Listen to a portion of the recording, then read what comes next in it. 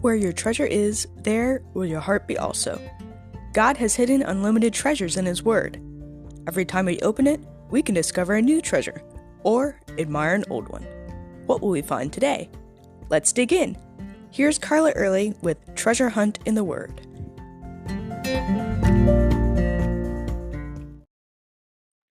Why me? Why now? Why, God? Doesn't that sound like complaining to you? I know I can get pretty whiny when things happen that are outside my normal. And I've never had anything really bad happen to me. Nothing tragic, anyway. Even my doctor's announcement of cancer came with, "Don't worry, we can get rid of it." So when I read about all the things Job had to face, I get a bit overwhelmed. In the span of just a few minutes, he found out he'd lost not only all of his riches and most of his servants, but also all of his children. If there was ever a time to cry out, "Why, God?" it would be then. But not Job.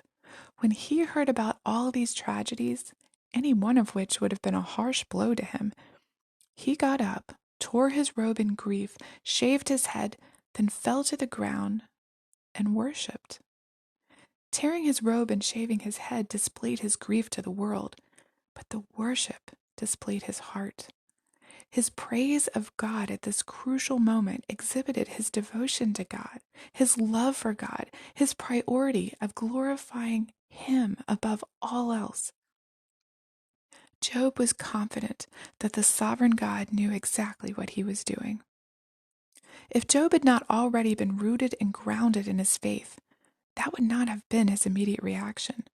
If Job hadn't known the character of God as righteous and holy, his response may have been anger, complaints, shaking his fist at God, turning his back on Him.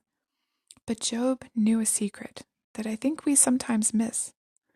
God is always right. Was it right of God to allow Satan to do this to Job?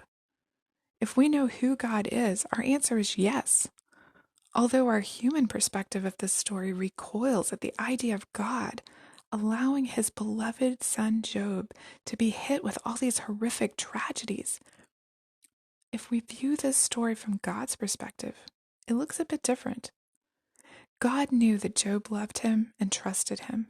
He also knew Satan would be attacking his people all the way down through the generations, and that even we today would need a strong example of a godly man who had a godly response to suffering.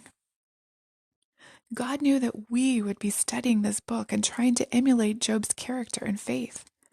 And God knew that He would receive glory for it every time.